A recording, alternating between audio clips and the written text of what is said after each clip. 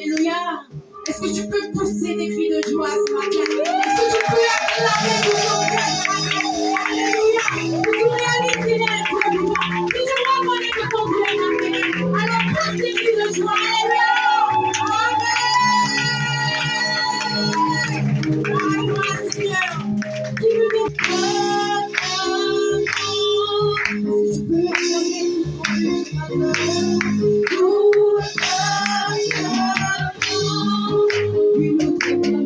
ce matin?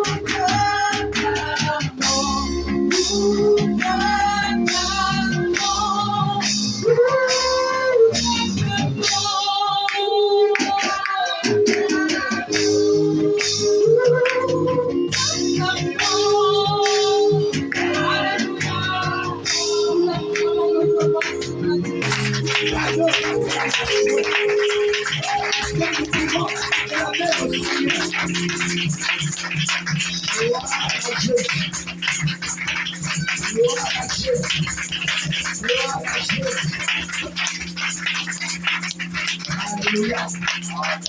Alléluia. Merci, vous pouvez vous asseoir. Pendant que les chants restent. Regarde ton frère qui est à côté, dis à ton frère que tu es au bon endroit. Dis à ta soeur que tu es au bon endroit ce matin. Alléluia. Dis à ton frère qu'il y a quelque chose pour toi ce matin. Dis il y a quelque chose pour toi ce matin.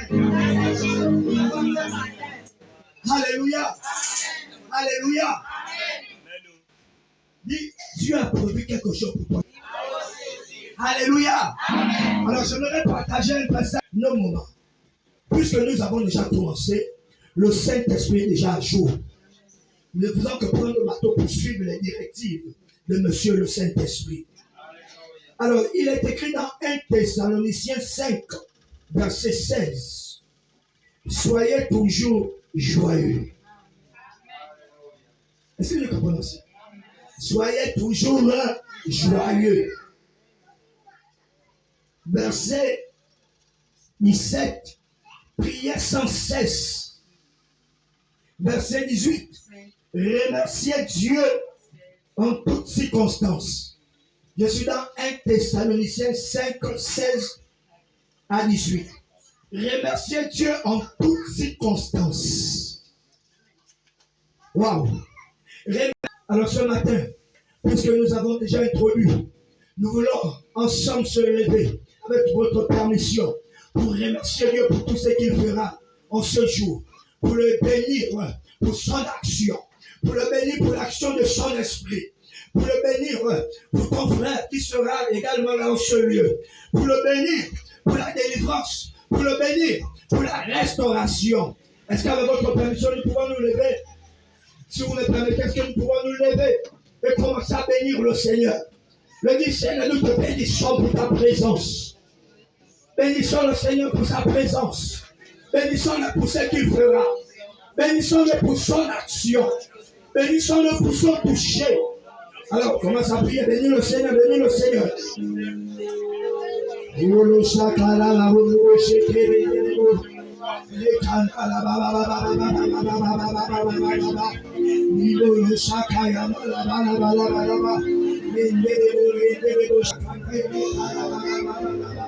Bénis le Seigneur, bénis le Seigneur, bénis le Seigneur.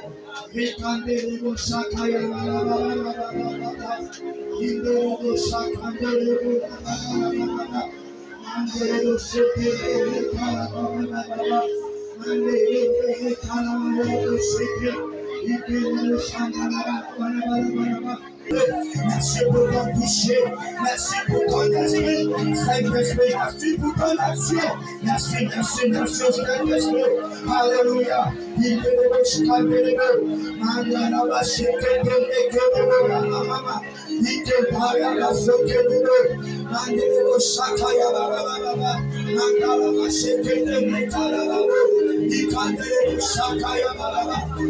Seigneur. Tu es là, Seigneur, et tu nous fais du bien. À toi la gloire, Seigneur.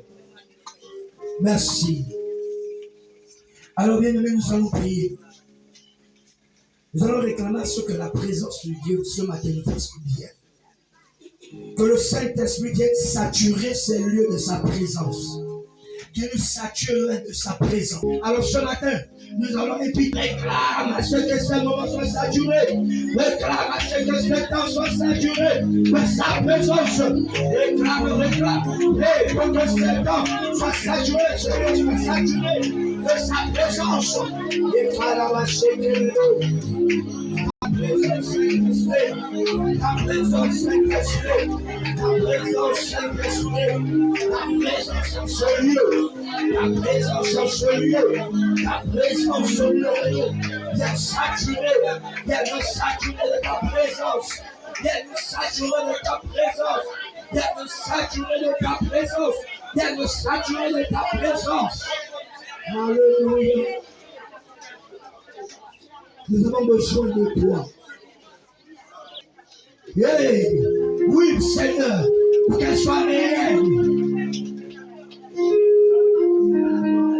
Parce que nous voulons atteindre la dimension, être touché, être guéri, être restauré.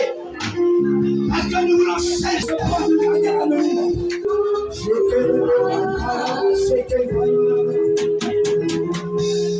Ta présence en moi devient belle. Ta présence en moi devient dimension. Ta présence en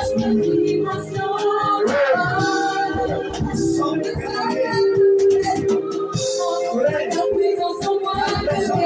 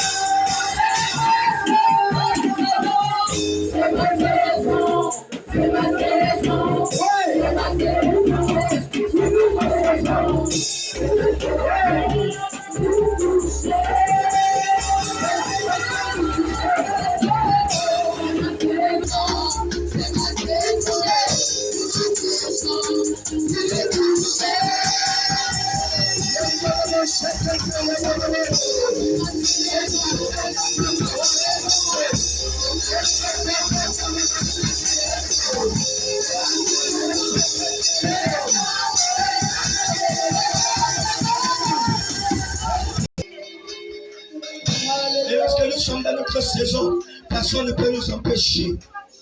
Alors ce matin, tu vas le dire au Seigneur, ce matin. Je désire que tu visites mon cœur ce matin. Je désire maladie. Les problèmes ne doivent pas t'empêcher de louer le Seigneur ce matin. S'il y a une chose qui m'est pour réveiller, il y a la chose, laisse-moi tranquille. Je veux symboliser le Jésus-Christ de Nazareth. Alléluia. Alors j'aimerais que tu te prépares parce que il faut casser la baraque. Est-ce qu'on peut dire amen? Nous allons accueillir la chance de Dieu.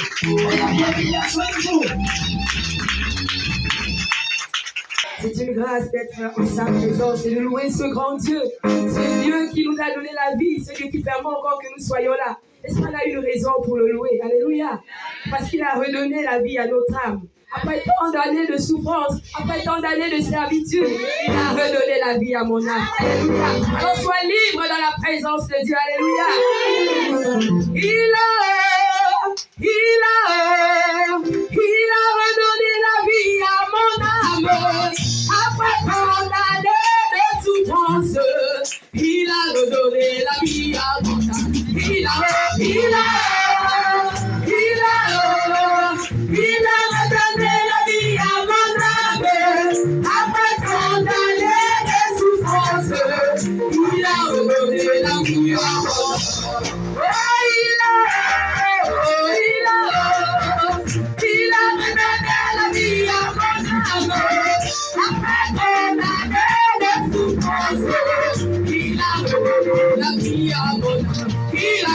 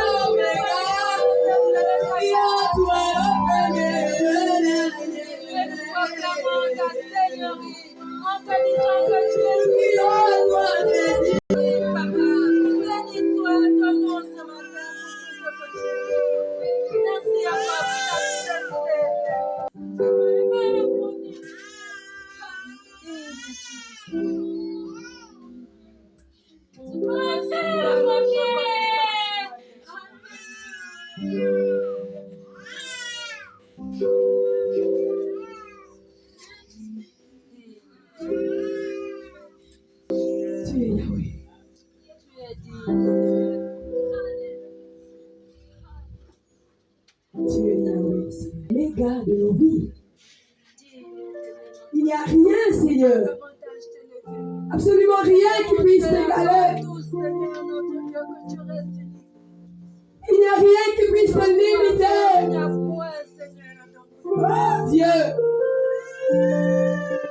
Ton peuple ici présent, Seigneur, s'attend à toi, Yeshua. À qui d'autre crions-nous? C'est toi qui as les paroles de la vie. Et ce matin, nous venons à toi, Yeshua. Au-delà des circonstances éternelles, au-delà des questions que nous pouvons nous poser, Seigneur, nous regardons rien qu'à toi. Oui, tu es le Yahweh. Seigneur, fais du bien à ton peuple. Toi qui nous connais mieux que nous-mêmes, et toi qui nous veux que du bien, Seigneur. Alléluia. Tu peux t'approcher de ton Dieu. Tu peux dire ce que tu as dans le cœur pour lui. C'est tout ce qu'il désire, entendre ton soupir. Alpha et Omega, tu es Yahweh.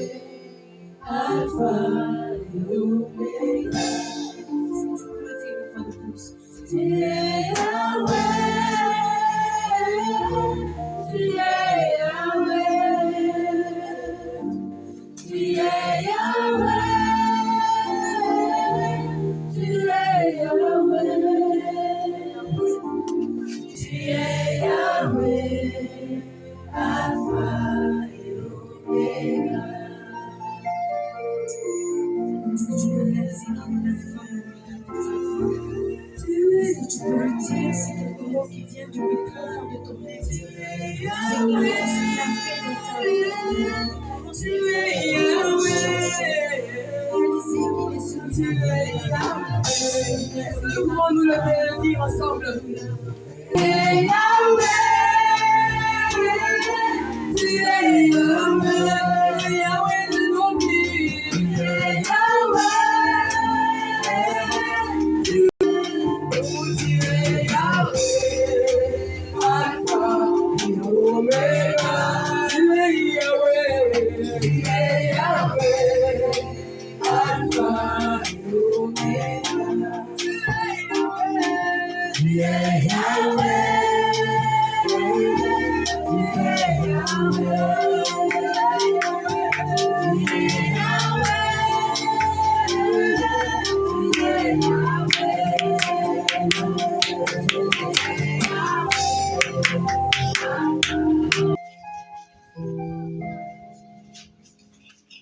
Toi, le Dieu de fidélité. Oh oui, Seigneur.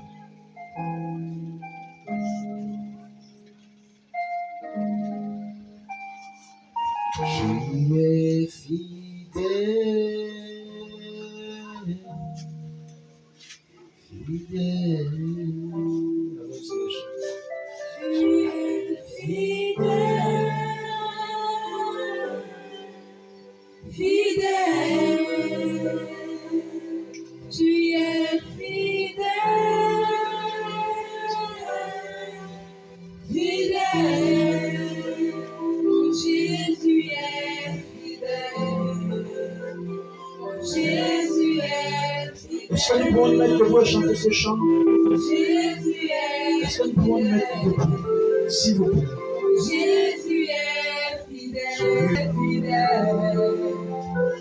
Jésus est. Allons-y encore, il est fidèle. Tu es fidèle, fidèle. Tu es fidèle, fidèle. Jésus est fidèle. Jésus est fidèle. Jésus est fidèle. Jésus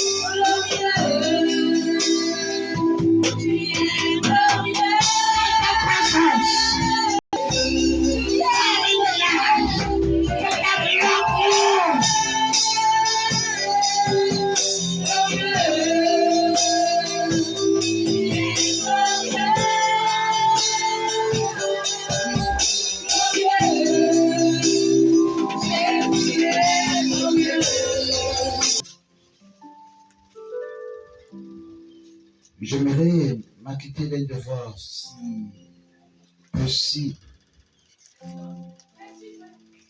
Mais avant de m'acquitter de ce devoir, je rends toute la gloire à Dieu, la majesté, la louange, la puissance et la victoire. Je prie que le Dieu de fidélité, au-delà de tout ce qu'on a prévu, de ce qu'on peut penser ou imaginer, que par sa parole, ou du moins que sa parole ce matin soit le véhicule de sa puissance, de sa gloire, de sa présence, de son onction, afin de visiter tout un chacun. Alléluia. Je rends grâce ici à Dieu. Je dis merci à l'homme de Dieu qui a bien voulu nous solliciter pour de tels moments. Nous rendons toute la gloire à Dieu. Nous vous disons merci également pour votre conseil de Dieu et votre coup. Gloire à Jésus. Je disais, je voudrais m'acquitter d'un devoir si possible. Pendant que j'étais assis, le Seigneur m'a mis à cœur quelque chose. En fait, quelqu'un qui souffre de douleur ici, là, au niveau vers l'épaule, la main, parfois tout ça, de douleur, vers l'épaule. Je n'ai me quitter d'un devoir. Si tu veux, tu peux juste lever ta main. Ok, venez rapidement. Au niveau de ici, là, ça fait mal. Gloire à Jésus. Ok. Vous allez juste poser l'autre main là où vous avez mal. Je vais prier pour aller rapidement. Excellent Père, Dieu de gloire. Lorsque tu réveilles une chose, c'est parce que tu veux intervenir. Je ne sais l'origine et la cause de cette douleur. Mais pour la bonne raison que tu as permis que je prenne connaissance de cela. Je te prie d'être en ta main et qu'au nom de Jésus-Christ, la cause, la source soit détruite. Que la douleur, le mal, les symptômes disparaissent. Merci d'être en ta main. Dans le nom de Jésus-Christ, j'ordonne que cette douleur disparaisse. Tout ce qui est lié, qui est à la base de cette douleur, je commande de lâcher prise et de me libérer dans le nom de Jésus-Christ de Nazareth. Quelle que soit la chose, je commande dans le nom de Jésus-Christ. Il est parti, lâcher prise. Je décale libre ses épaules, libre ses bras, dans le nom de Jésus-Christ de Nazareth. Que tout ce qui est forme de symptômes, de douleur, disparaisse dans le nom de Jésus-Christ. Merci Seigneur. Gloire et louange à toi. Au nom de Jésus-Christ. Amen.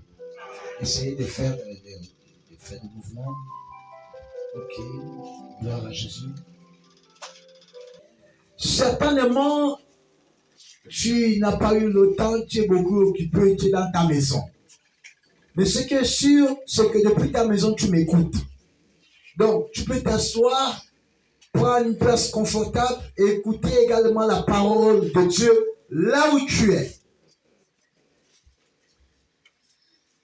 Je voudrais nous amener à ouvrir nos Bibles dans Marc à son chapitre 4. Nous lirons du verset 35 à 41. Marc, le chapitre 4. Nous lirons du verset 35 à 41.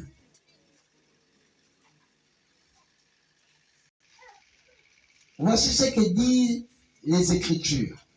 Je ferai lecture dans la version Louis II. Il se peut que tu aies une autre version. Que dit la parole de Dieu dans l'évangile selon Marc, chapitre 35 à 41? Ça dit ce qui suit.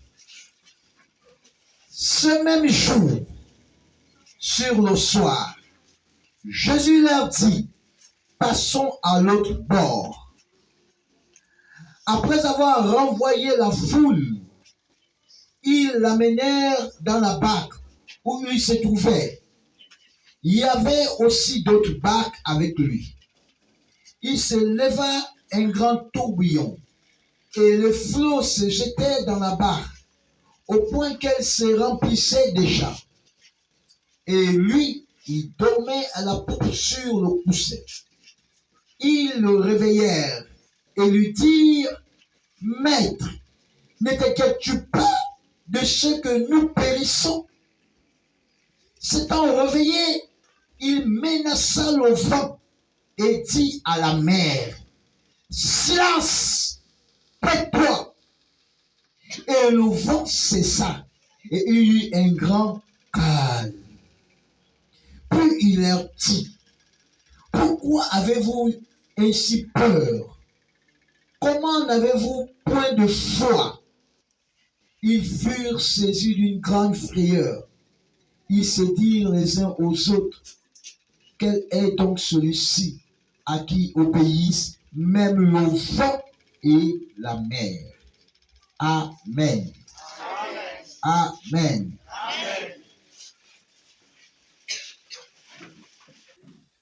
Gloire à Jésus.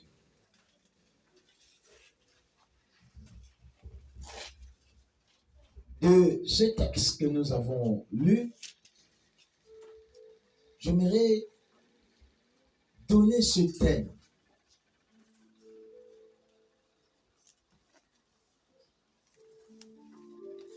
Les tempêtes de la vie.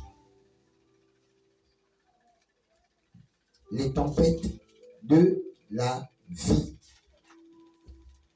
Ici, l'évangéliste Marc, qui n'était pas un disciple direct de Jésus, ça veut dire qu'il n'a pas été parmi les 12 disciples de Jésus. Mais par la suite, après sa conversion, il va s'enrouler, il va grandir au pied, dans sa foi au pied de Paul, de Pierre, surnommé Jean Marc, cousin de Barnabas.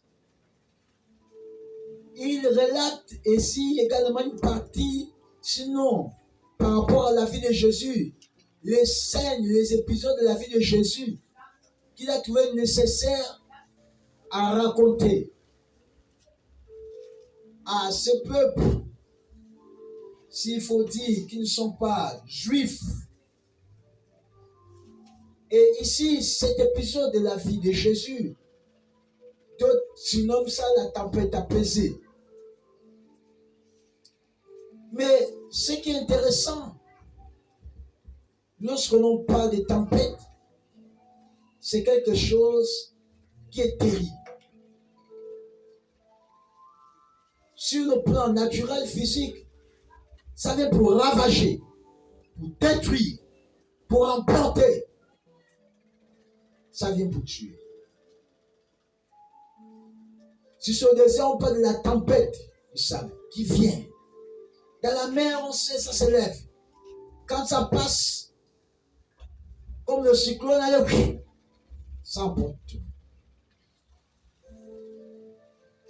Il arrive que l'être humain, dans sa vie, il est confronté à des tempêtes, à des problèmes, à des situations, parfois qui sont tellement difficiles qui emportent certains.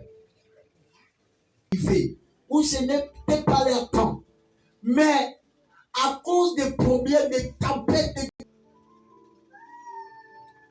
et sur la terre, il n'y a pas un être humain qui va dire ne fais pas face aux tempêtes de la vie. Il n'y a pas.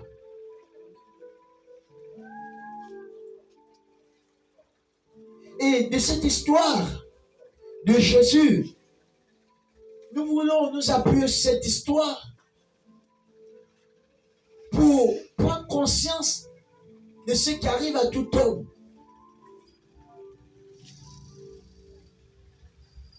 Jésus demande à ses disciples, il dit allons-y, passons de l'autre côté.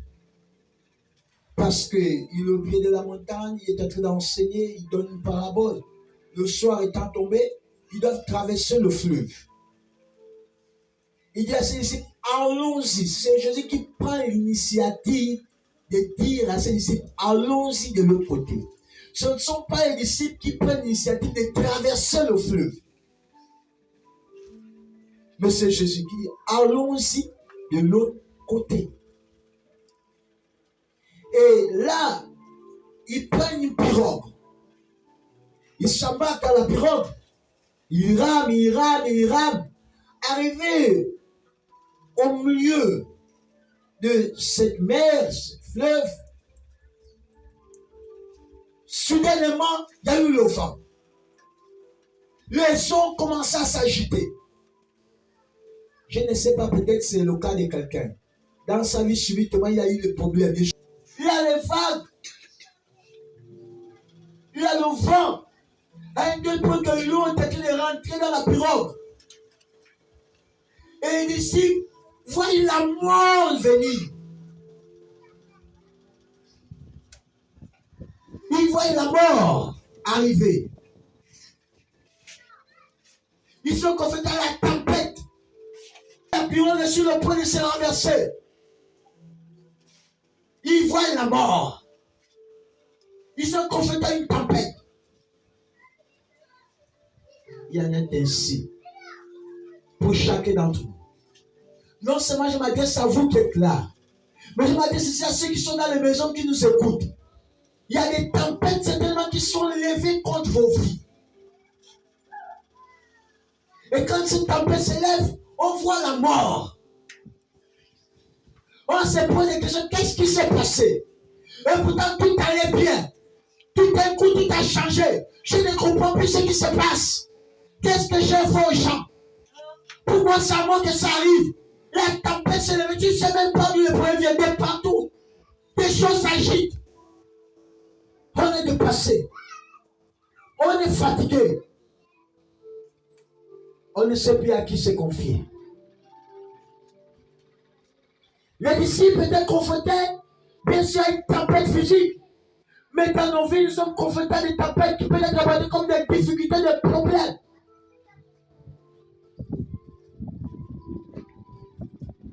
Il arrive parfois qu'il y a des gens. C'est quand la fin du mois approche que les tempêtes s'élèvent. Maladie par-ci, maladie par-là. Même le projet que tu voulais réaliser, tu ne peux plus.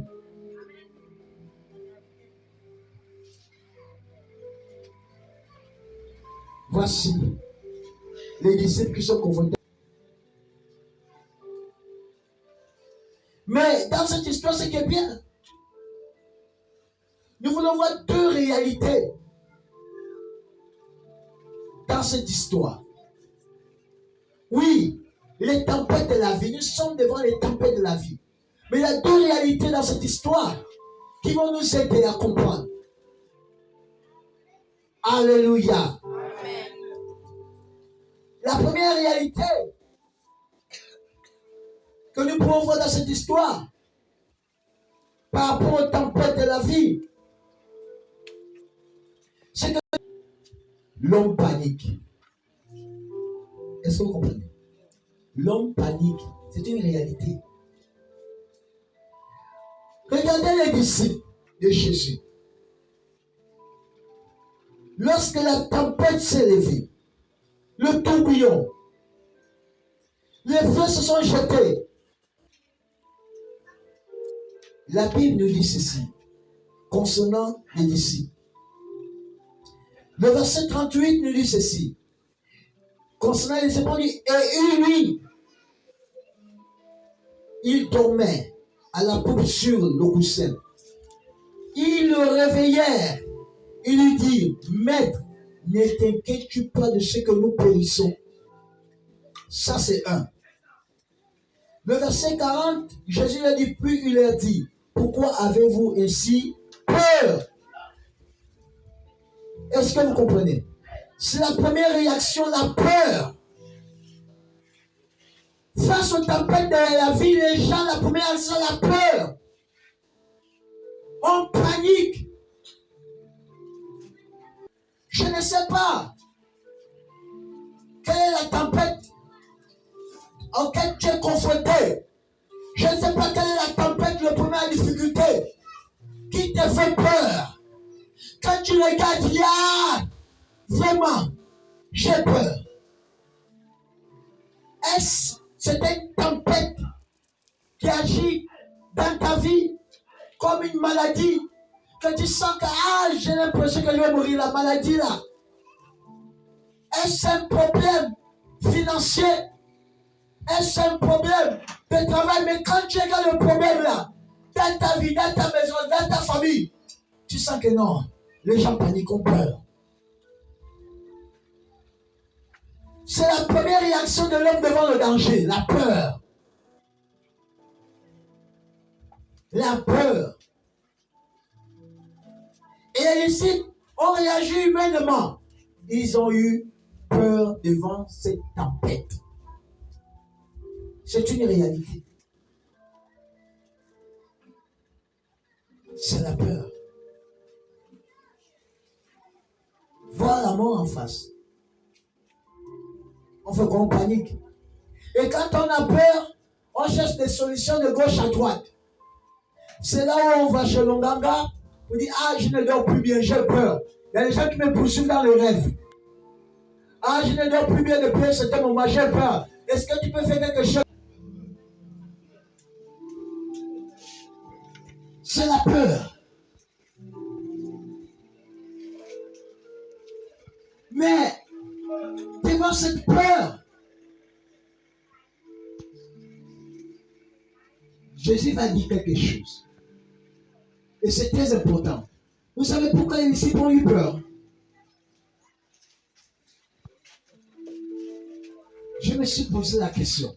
Et pourtant, ils ont Jésus dans leur barque. Ils ont Jésus dans leur pirogue. Mais malgré que Jésus avec eux dans la pirogue, ils ont eu peur. Il y a des gens qui ont donné la vie à Jésus. Comme sauveur, Seigneur Jésus en eux. Mais face aux tempêtes de la vie, ils ont peur. Ça va se passer comment? Non, c'est que chaque mois, le mois là, précis là, il y a toujours des décès. Il y a toujours la même chose. Quand la période approche, les gens ont peur, ils ne savent pas ce qui va se passer. Il y aura le décès, on a peur. Il y a des gens dans les familles où il y a des décès de manière périodique, héréditaire. On avait eu ça. Moi, je sens que c'est comme si on commence à avoir la maladie du grand-père ou de la grand-mère. On est dans une famille, c'est la maladie de la famille. On a peur d'être saisi par la maladie de la famille. Il y a des gens qui ont déjà adopté ça. C'est la maladie de la famille. C'est comme ça chez nous. On a peur. On a peur aussi du lendemain. Nous sommes dans l'incertitude. Avec tout ce qu'on voit, tout ce qui se passe, les gens ont peur. Mais comment sera mon lendemain? Comment sera mon lendemain? Comment seront mes enfants si je pars? Il y a tellement de peur. Il y a des causes de peur. Et différentes sources de peur. Jésus dans votre vie. Vous avez Jésus à vos côtés. Jésus est dans votre pirogue. C'est par qui toute chose a été créée. Elle est là. Mais pourquoi vous avez peur? vous avez peur? Jésus va même les reprendre du fait qu'ils ont eu peur. On dit plus, il a dit, pourquoi avez-vous ainsi peur? Il a posé une question. Comment n'avez-vous pas de foi? Pourquoi vous avez peur? Pourquoi vous paniquez? Pourquoi vous angoissez? Pourquoi vous n'avez pas de foi en Dieu? Pourquoi vous n'avez pas confiance en moi? Et pourtant je suis là avec vous. Mais pourquoi vous avez eu peur? Ah Jésus, nous sommes face à une tempête, un tourbillon. On a vu la mort. Mais j'essaie de réfléchir, d'essayer de comprendre pourquoi les disciples de Jésus ont eu peur. Malgré que Jésus est avec eux, mais pourquoi ils ont eu peur? La réponse au verset 41 de notre texte. Il est dit, ils furent saisis d'une grande frayeur. Donc les disciples furent saisis d'une grande frayeur. Et ils se dirent les uns aux autres, quel est donc celui-ci à qui obéissent même le vent et la mer? Voilà le premier disciple. Il ne connaissait pas qui est Jésus. Il ne connaissait pas celui qui était avec eux dans la pirogue. Il ne le connaissait pas. Malgré qu'il dormait avec lui, malgré qu'il mangeait avec lui. C'est pourquoi Jésus s'est interrogé. Tout en s'interrogeant. Pourquoi vous avez eu peur? Pourquoi vous n'avez pas foi? Pourquoi vous n'avez pas confiance en moi? Ce n'est pas de votre propre initiative que vous avez pris la peur pour traverser. C'est moi qui vous ai demandé comment on a la peur, on traverse et on est face à des problèmes. Il ne fait rien. Jésus n'est pas irresponsable. Jésus tient son engagement. Quand il a décidé de s'engager dans ta vie, il va jusqu'au bout. Et le fait que les disciples ont eu peur, ils ont manqué de confiance en Jésus. Comme si Jésus les avait mis dans le piège. Maintenant, ce n'est pas le cas. Vie, bien-aimé, Jésus ne nous laisse pas tomber. Ce voyage que nous faisons, Jésus ne nous laisse pas tomber.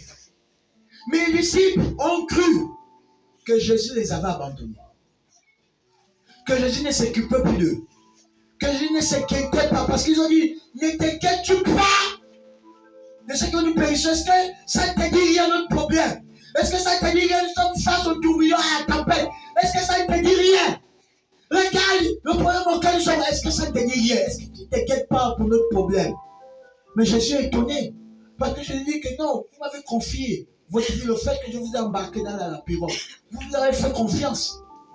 Comment vous pensez que je ne m'inquiète pas de vous?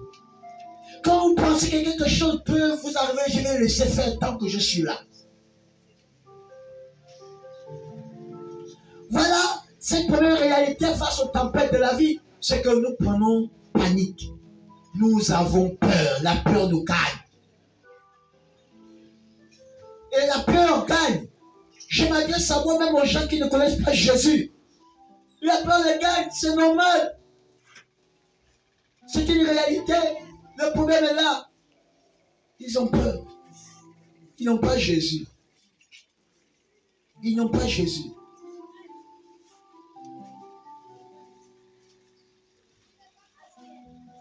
Mais